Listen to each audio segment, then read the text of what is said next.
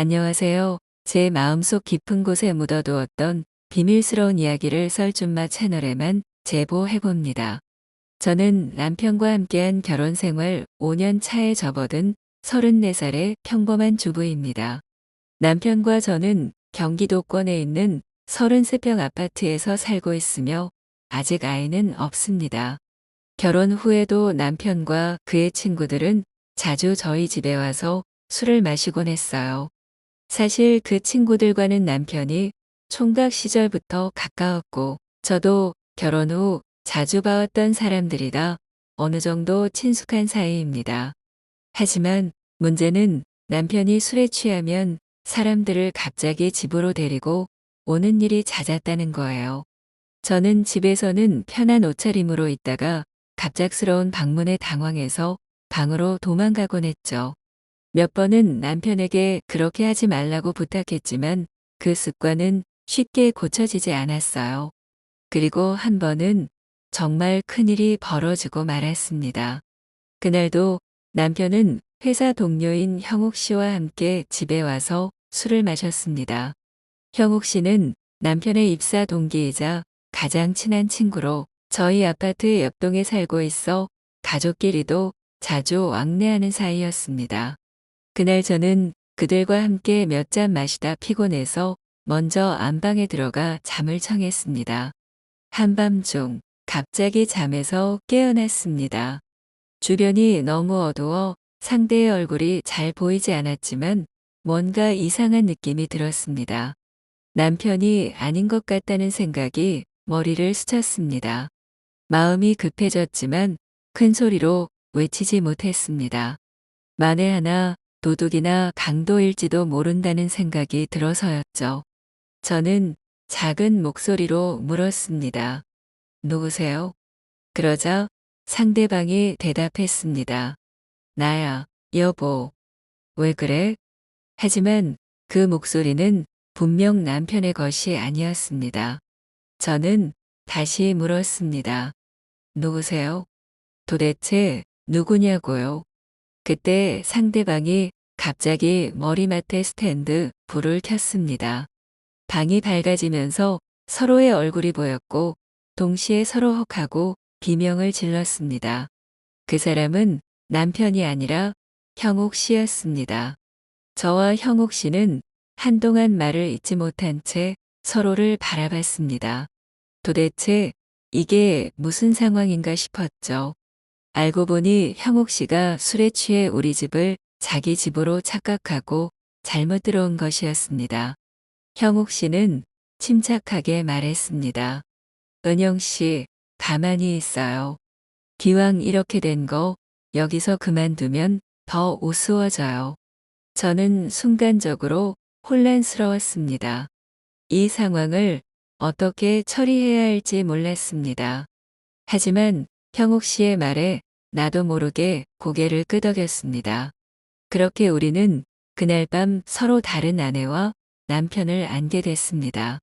그 이후로 형욱 씨는 자주 저희 집에 오지 않았지만 그의 존재는 제 마음속에서 계속 떠나지 않았습니다.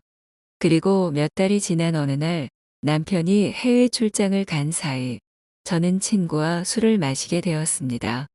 그 친구는 최근 이혼을 하고 혼자 살고 있었는데 술이 들어가자 자꾸 옆에 남자가 없으니 술맛이 안 난다고 징징대는 겁니다.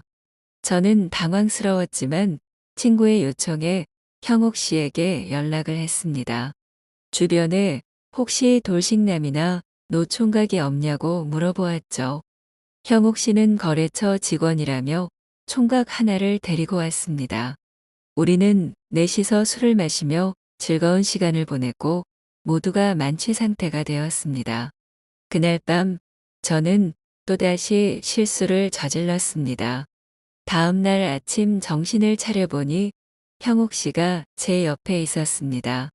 저는 필름이 끊겼지만 어느 정도 마음이 있었기에 그를 받아들였던 것 같아요.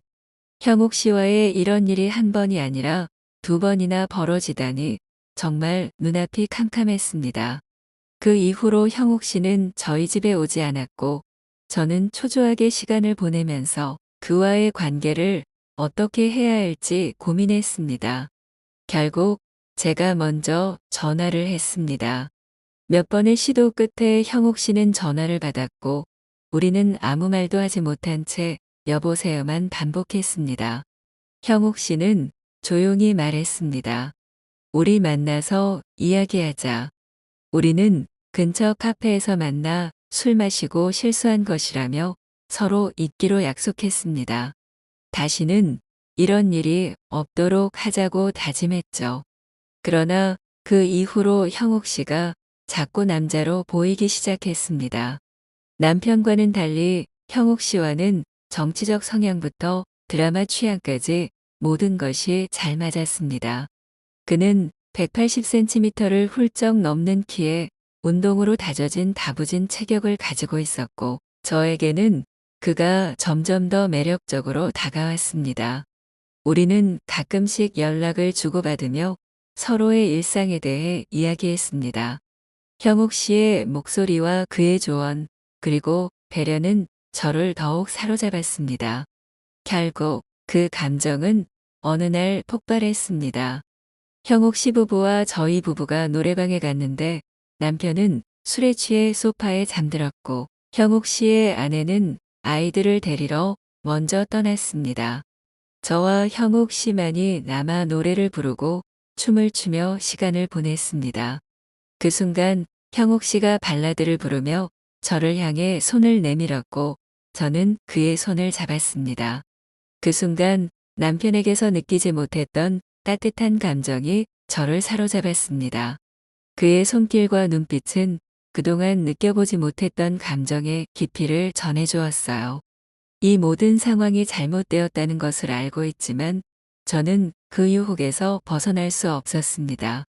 형욱 씨와의 관계는 점점 더 복잡해져 갔고 저는 그에게 빠져들고 말았습니다. 하지만 이 모든 것을 남편에게 털어놓을 수도 형욱 씨와의 관계를 계속할 수도 없었습니다. 결국 저는 이 위험한 관계 속에서 끝없이 흔들리고 있습니다.